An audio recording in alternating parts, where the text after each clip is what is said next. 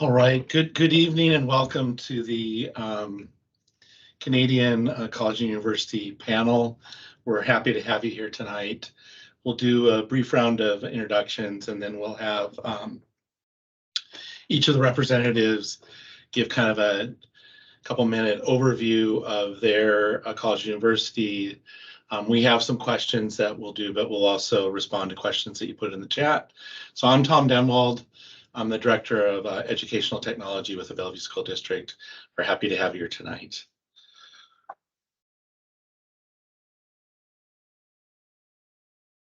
I can go Karen, first. are you?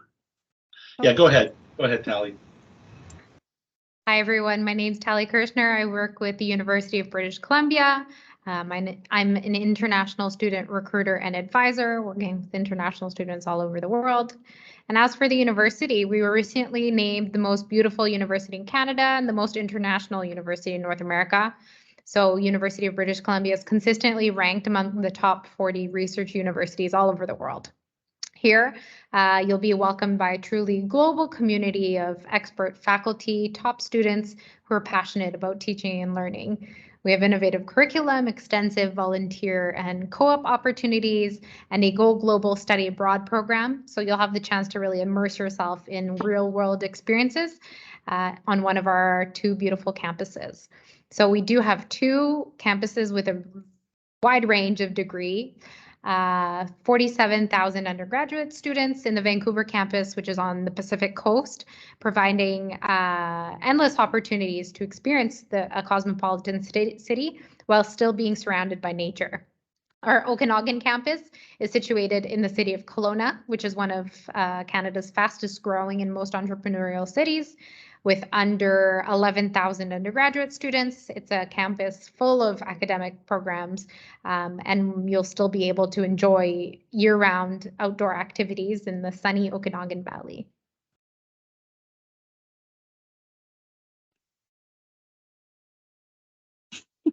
I can go ahead. Okay. Well, hi everyone. I'll just quickly share a slide here with you all if you would like to get a picture for what the University of Victoria is all about. Maybe it's loading. Can you see anything yet? Yep. All right. Well, there's the UVic campus. So I'm Megan. I'm a student recruitment officer at the University of Victoria. We are a medium-sized Canadian university of about 22,000 students. I like to call us the Goldilocks of schools. Not too big, not too small, just the right size. You get all of the opportunities of a big university like research and international exchange and cooperative education, but you still have the nice tight-knit community of a bit of a smaller university. One thing that makes UVic a little bit unique is we're what we call a destination university. So that means that about 78% of our students are not local to Victoria. So our students are moving away from home and leaving their comfort zones like you might be and really looking to build a new community on campus. So it makes for a really special place to learn and to study and to live. I studied at UVic and I got my degree here on our beautiful campus. You can see we're designed to be a park-like university. You can walk to the beach in 10 minutes. There's 200 acres of green space on campus. And we're in the city of Victoria on Vancouver Island, so a bit of a nature lover's paradise. Fun fact, Victoria gets about 25% less rain than Seattle, about 50% less than Vancouver. So if you like to spend time outdoors, Victoria definitely is known as that sort of nature lover's paradise and a really great place to live and to be a student. I'll pass it off to Kelly. Awesome. Thanks so much, Megan. Hi, everybody. My name is Kelly Dowie. I am a student recruitment liaison coordinator at Simon Fraser University. Simon Fraser University is quite a large university. We are the second biggest university in BC. So we have about 30,000 students, so about 25,000 undergraduate and about 5,000 graduate students. We were established in 1965, and we actually have 3 campuses. So our main campus is on top of Burnaby Mountain. That's where the majority of our programs are going to be, as well as our student life and our undergraduate residences. We also have campuses in downtown Vancouver and downtown Surrey. In terms of programs, we are a very wide-reaching university. We have over 100 undergraduate programs spread across 8 faculties. So lots of opportunities to study there. We have some really unique faculties. Our Faculty of Environment is a good one to point out, as well as our engineering programs are quite innovative. So unique engineering programs like mechatronic systems engineering and sustainable energy engineering. And in terms of rankings, we are Canada's top comprehensive university. We have been ranked as Canada's top comprehensive university 12 out of the last 13 years. So really proud about that. And one last thing, we are also the only Canadian university who participates in the NCAA. So if you're an athlete or if you just enjoy being part of a sports school, we're definitely a good one to consider. Okay, thank you for all sharing. We'll also look at the questions in the chat. I have a few questions to start with. So maybe just tell us a little bit more about what it's like to be a student at one of your campuses, and include with that, why you go to school in Canada. It's a lot more expensive if you don't have Canadian citizenship. Just hit on that a little bit, please.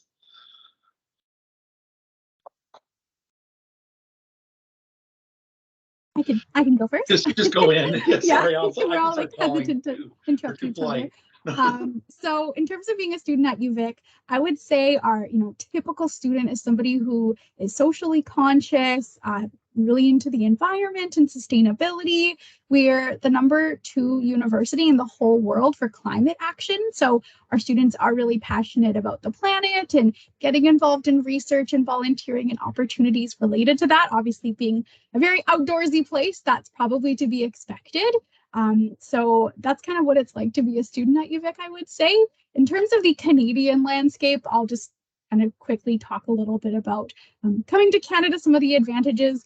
One being obviously financial. So the Canadian exchange rate is a big benefit for Americans coming to Canada. The exchange rate is anywhere from 25 to 35%, meaning that as an American, everything you purchase is up to 35% less in Canada. So that includes your, housing and your food and your textbooks. So even if you are paying international tuition fees, you're still getting that discount. And if we have any Canadian citizens in the audience, you are eligible for domestic tuition when you come to Canada. Yeah, great. I'll jump in there and add on a bit to what Megan said. I think you've covered it, and SFU is quite similar in terms of what the typical student is like. Very sort of engaged. SFU sort of began as a more progressive alternative to like big universities. So started in 1965, and that definitely still runs through. So a lot of social innovation, a lot of focus on sustainability and the environment and social justice, all those things. In terms of being just in Canada as a US student, one thing I always love to highlight is that if you look at international tuition rates for Canadian universities, they're oftentimes a little bit less even than out-of-state tuition fees for students coming from the US. So I know it can feel a bit daunting when we're thinking about paying international tuition fees, but it's good to really check in and look and see that sometimes these big public universities in Canada are actually not as expensive as we might think that they are. I'll jump in there as well if I can. So in terms of coming to Canada, first, quality of life, it's safe, welcoming, diverse. Our healthcare system is also something that is always a plus for coming to Canada. But primarily, I think Canada's progressive in how we support international students. You can work while studying, even if you're not a Canadian citizen. You can stay after graduation with a postgraduate work permit to continue nurturing those connections that you've made, networking after, and putting into work everything that you studied during your degree. I'll also mention that Canada's primarily a public university system, which really garners the trust of the quality of the education all across the country. So that the country is putting money from their GDP to make sure that their standardization of the university system in Canada is high. So you'll be getting a really great quality education, and like the girls mentioned, usually at a lesser price than you expect. Thank you. Let's talk a little bit about the kind of technical aspects of applying. So there's a question in the chat about which year of high school marks are mainly considered for college admissions. And then while you're responding to that, talk about kind of the application process and address the question around whether or not students can use the Common App. Yeah, great. I can get started. So in terms of Common App, we don't use the Common App. I know for SFU, we use a website called Education Planner BC, and I do believe that's the same for all post-secondary institutions across BC. So how it would work is that you submit your application on Education Planner BC, and then within 48 hours, you're going to receive an email from us with your SFU ID number and some instructions for logging into your student center, and that's where you'd actually go to complete your application. So you'll see detailed instructions about how to submit your transcripts, when to submit your transcripts, all of those sorts of things. In terms of admission requirements, I'll post a link in the chat, but at SFU, we are looking at all your senior level coursework, and we are placing emphasis on your senior level coursework. So typically that means courses completed in grade 12. I know that sometimes with US students, they can complete, full year senior level coursework a little bit earlier than grade 12, in particular with their science courses. So if you've completed a biology or a chemistry or something like that in grade 9 or 10 or 11, and that is a senior level full year course, so we are going to be considering that as well. At UBC, it's pretty similar. It's through EPBC, so you do your application through there. You can log into our website. There's a red button. You just click on that and it'll take you right to the application. You do everything on there, pretty straightforward. You put in your contact information, personal information, academic history. There was a section called the personal profile, which is our way of getting, that holistic piece of the application in for you to share a little bit about yourself. So we don't require reference letters, no essays. That's just kind of everything that we really need. And in terms of what we look at, junior and senior year will be the most important, but we will ask you for your last 4 years of school. For UVic, it's similar. We're using the education planner system, but we are looking at a cumulative unweighted GPA, grades 9 to 12. So all 4 years, we'll be looking at your coursework. The recommended GPAs vary by faculty and program. So if you check out that link in the chat, you can see what we recommend for each faculty, as well as the courses that you'll need, because the courses you need for engineering might look different than the courses you need for psychology. So it's always good to double check the website there. Okay, thank you. A little bit of a follow-up is there's a question about US grades, SAT, IB, let's throw in AP, and then also maybe running start or college in the high school coursework. How's that viewed? How's it evaluated as part of the application process? Quite similar across all three. So at UVic, we are SAT, ACT optional. So you can submit them if you think they'll benefit the application, but if you don't think they will benefit, you can leave it off and it won't impact your admission decision. We can evaluate AP coursework. We can evaluate IB coursework. One unique thing that I will mention about IB and AP is transfer credit. So universities in Canada tend to be very generous with transfer credit. So if you complete, say, the full IB diploma at UVic, you can be eligible for a full year's worth of transfer credit. AP courses are dependent on if you write the exam and you get a specific score, you can get transfer credit for those courses as well. Thank you. Anything else to add from the other schools? I'll just jump in that everything Megan said also applies to SFU, in addition to Running Start courses. So we do recognize the rigor of Running Start courses. We are going to be looking at them in the admission evaluation process and also evaluating them for potential transfer credit. So lots of benefits there. Okay, thank you. I know one of the things that's unique about Canadian colleges is the co-op program. So if you could kind of share a little bit about how co-op works, when students do it, what the opportunities are, those kinds of things. I can talk a bit about co-op. So co-op is when students are alternating between academic terms and paid full-time work terms. These employers can range anything from like private businesses to public sector, nonprofit, small organizations, large organizations. At UBC, we also do local, national, and international employers. It's basically a way for them to for students to put their degree on hold, go into the work field, get that experience in their fields, paid work experience, start to learn what it's like to work in that field. And at UBC, 90% of students who take part in this co-op program will have a job for once they graduate. Yeah, and just to back up what Tally said, co-op is, the best decision I made as a university student. It totally transformed my career trajectory. If you're somebody that doesn't know what you want to do with your degree, co-op is also a really good way to figure it out. I learned that I never want to work at a music festival ever again. And that might be even more valuable, trying things that aren't a good fit and then going on and finding, an opportunity that's good for you. Okay, thank you. I think maybe a little more specific about, and I think this apply to AP and IB. If students sit for the exam and score at a certain level, can they earn credits to college at your universities? Absolutely, yes. I think we're all similar in that sense. If you write the AP exam and get the minimum score required, you can be eligible for transfer credit, and they can be used for admission purposes as well. Okay, and then a follow-up on the co-op program is, how long does it take to graduate when you're doing the co-op program? Yeah, I can take that one. Oftentimes co-op does add to your degree time. So I know, sometimes parents, especially, or folks that are a little bit older, think that, you want to do your degree and get it done in 4 years.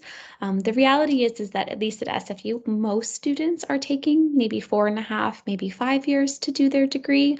And that's not necessarily a bad thing. It means that sometimes they're taking advantage of 1 or 2 or 3 co-op placements. It means that they're structuring their courses in a way that allows them to do extracurriculars and be involved in maybe student clubs and student life and that sort of thing, really building their resumes outside of the classroom. So it certainly likely probably will add to your degree time. You could really make it not if you're wanting to take courses across all the terms in the summertime and that sort of thing, but that probably wouldn't be something that I would recommend. I think it's good to have a balance and kind of work with an academic advisor to create a schedule that fits for your life.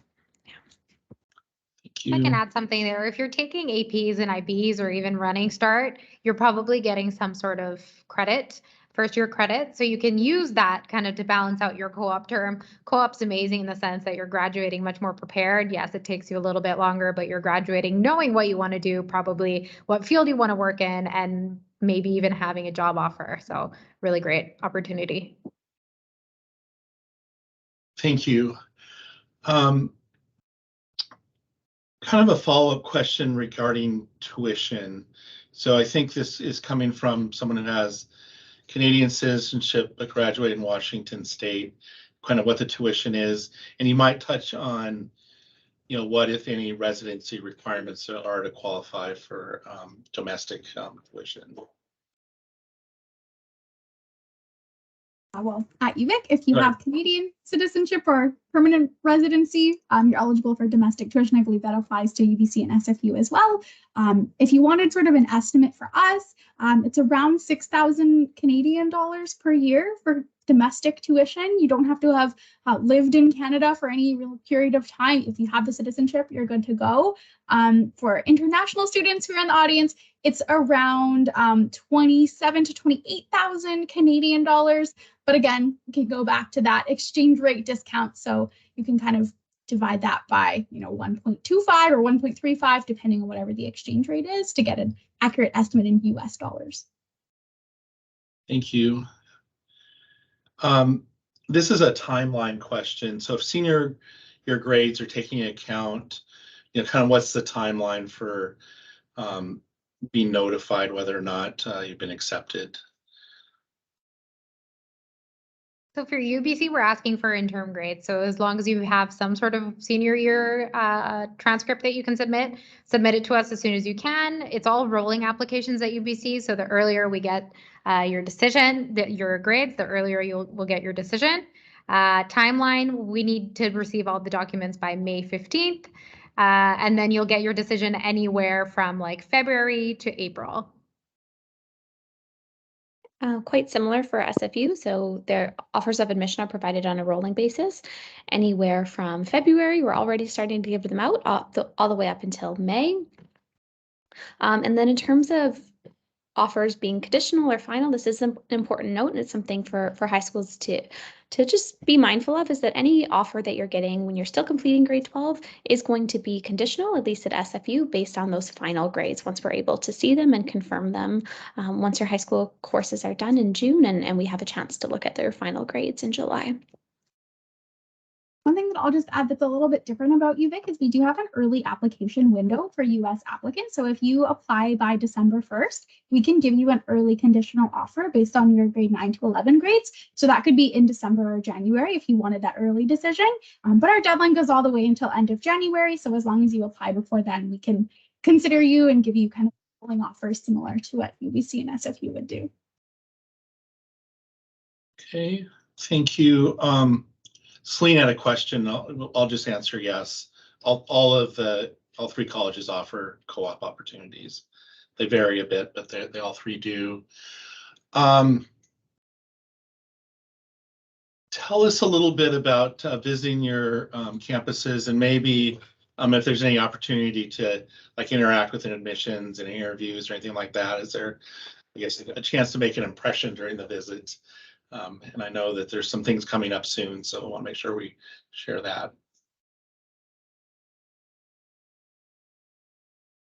Yeah, so something coming up soon for UVic. We have an event for US students. Sunday, February 19th is Discover UVic.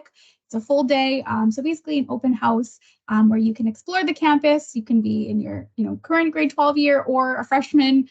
It's open to everyone if you wanted to take a trip. So I'll post some links in the chat to that event, as well as our regular campus tours program if you wanted to come and visit and explore the campus at a different day. They're basically every day except Sundays generally.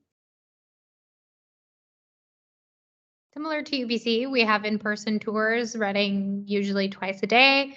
They run on Saturdays as well, twice a day.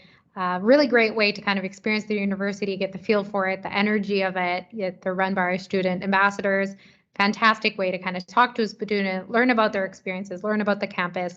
And afterwards, you sit down with an a student advisor like me to get all your admissions kind of questions answered. And it works the exact same way at SFU. We have our campus tours. We also have both online and in-person events that you can join. We also have an interactive map that is new to us. We just established that about a year ago. So that's another good way to kind of explore if you just want to explore on your own. But yeah, coming for a campus tour is a really great way to connect with the campus, see what it's like. And they're also offered by our student ambassador teams, who are really the best people to ask all of your questions to. Okay, thank you. I think we have the details for the open houses. Anything else that you would just, as students are thinking about going to school in Canada, just for things for them to be thinking about and considering about the opportunities? I mean, one thing you want to think about if you're not a Canadian citizen or permanent resident is getting a study permit. So that is one extra step for international students. So you have to apply for a Canadian study permit to study in Canada after you get an offer of admission to your university of choice, and then you can go through that process. Okay. Anything? One more question. If I'm a U.S. citizen and I graduate from a one of your universities, can I stay and work in Canada? Yeah, so there's a program called the Post-Graduation Work Permit, which allows graduates of Canadian universities to apply and potentially stay and work for up to 3 years. And during that 3-year window, you can also apply to become a resident of Canada, permanent resident. I've had a few friends that came to Canada as international students and are now residents of Canada and can stay forever. So if that's your goal, to emigrate and become a Canadian, we would love to have you. Okay, thank you. I think Yeah, if there's any more, we're down to the last 5 minutes. Are there any other questions? Going through our scripted questions, I think we've talked through everything. I have one thing I just wanted to Yes, mention in please. terms of, just because I know it's a bit unique at SFU. So at SFU, we're actually just looking at your academics for the majority of our programs.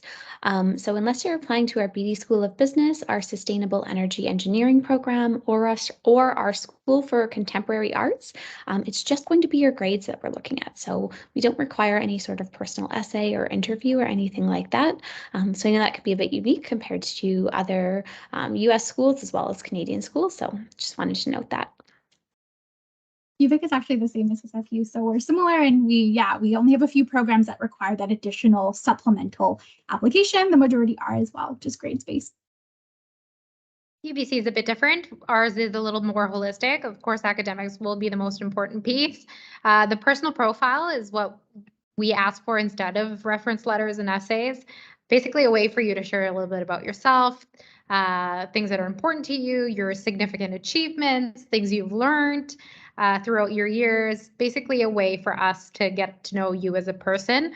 We'll look at it for admissions and for international student scholarships as well. And we're not looking for anything specific, no like specific experiences, no right or wrong answers, really just to get to know you and your voice. So if I can give you guys a tip for the personal profile, take your time to reflect on your experiences, be specific and true to who you are.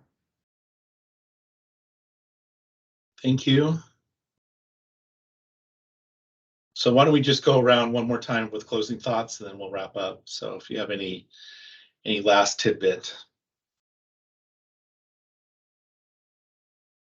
My last tidbit was just keep in touch with us. I think all of us on this team are really, happy to answer questions. If you want to email us, or at UVic, we do Zoom appointments. So if you've applied to UVic, you might have even got an email today inviting you to a Zoom meeting with me. So keep in touch with us. We are really happy to help throughout the entire journey. I'll just post one last link in the chat to our contact us page if you want to stay in touch. Thank you. One thing I'll just highlight here about University of British Columbia is that we do have the two campuses, so two kind of distinct experiences that you can have at the same university. In Vancouver, it's a big city, big campus feel. In the Okanagan, we're in the city of Kelowna, so a smaller city and a medium-sized campus. So we really kind of have two different options for you to look into. Most programs are offered on both. Some are specific to one campus or the other. Both completely similar, strong academics, just kind of a different lifestyle choice depending what you're looking into. So definitely take a look at both our Vancouver campus and our Okanagan campus if you're considering UBC. Great, yeah, and I'll just echo what Megan said about not hesitating to reach out to us. I am your dedicated contact for any students coming from the US, and I would really love to connect and chat with you. Happy to do Zoom admission advising appointments, or just connect via email, and I'll post our Ask a Question inquiry form, which is the best way to be in contact. Well, I'd like to, we have another minute or two, but I'd like to just thank all of you for sharing the wealth of information about your schools, campus life, and all that, and really appreciate that. I'm going to share for everyone who's here the schedule. So we're going to be on a break starting right now, and the next session will start at 8 p.m. So I want to also express my gratitude to everyone who joined us today to learn more about our about the schools to our north. So thank you.